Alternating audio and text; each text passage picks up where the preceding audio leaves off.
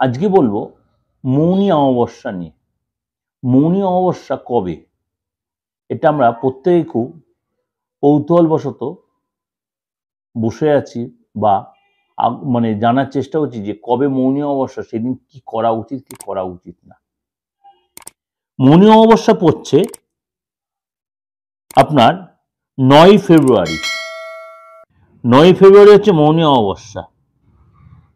সেদিন সকাল 8:01 শুরু হয় অমাবস্যা এবং চলবে পরের দিন 10ই ফেব্রুয়ারি ভোর 4:29 পর্যন্ত। তাহলে 8:01 লাগবে 9 তারিখ, আর 10 তারিখে 4:29 পর্যন্ত এই মৌনী অমাবস্যা থাকবে। এদিন আমরা কি করব?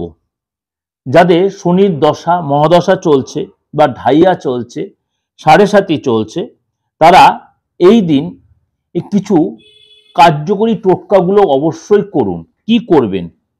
এই মৌনী অমাবস্যার দিন যদি আপনি পারেন সকালে স্নান করে ধোয়া কাচা জামা কাপড়, নারী পুরুষ নির্বিশেষে, অবশ্যই কোনো নিডি পার্সনকে কিছু দান করুন। কোনো নিডি পার্সনকে কিছু দান করুন এই অমাবস্যার দিন।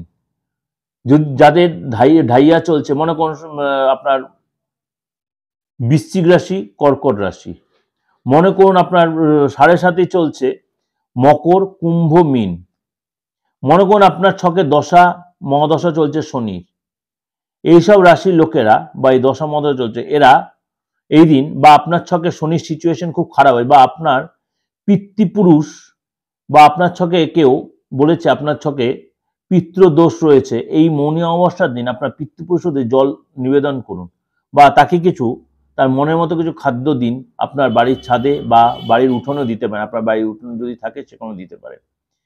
এই দিনটা দান করার জন্য খুব ভালো, কিন্তু চেষ্টা করবেন সবচেয়ে যে স্নান করে ধোয়া গায়ে জামা কাপড় পরে অবশ্যই এই দিন অবশ্যই পারুন না পারুন প্রত্যেকে তিল দান করবেন, কালো তিল দান করবেন, আর অবশ্যই তিল দিয়ে স্নান করবেন, আর কাককে কিছু খাওয়াবেন। বিশেষ করে কাককে যদি দই ভাত খাওয়াতে পারেন খুব ভালো হয়।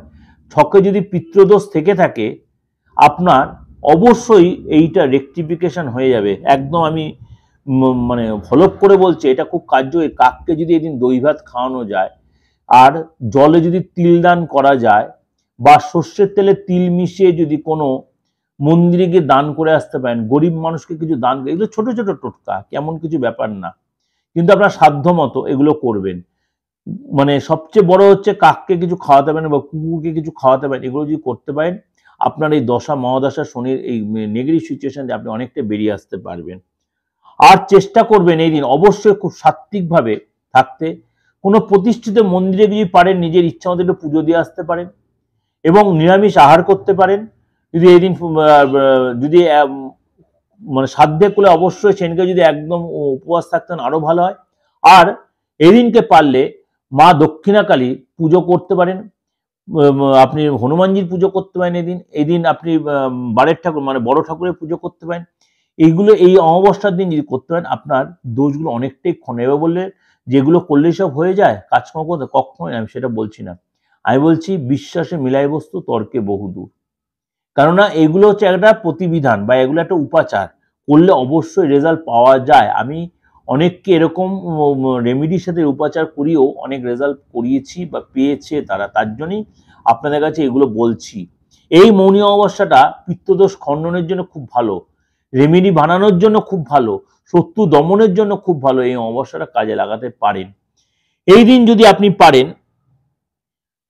আপনি পারেন কালো তিল নেবেন, অবশ্যই কারণ নেবেন, যাকে বলে মদ, বাংলা একদম বাংলা মদ যাকে বলে, অবশ্যই কোনো মাটির সরার মধ্যে মদ নেবেন, আর কালো তিল নেবেন, আর কি কাঠ কলে নিয়ে, এই টোটকা আমি অনেকবার দিই, তাও আজকে আমি আপনাদের কাছে সোশ্যাল মিডিয়ায় দিলাম। নিয়ে যদি আপনি প্রবাহিত জলে যেটা বিসর্জন দিয়ে দিতে পারেন বা ভাসিয়ে দিতে পারেন, দেখবেন আপনার নেগেটিভিটিটা অনেকটাই কেটে যাবে, আটকে থাকা কাজ উদ্ধার হবে।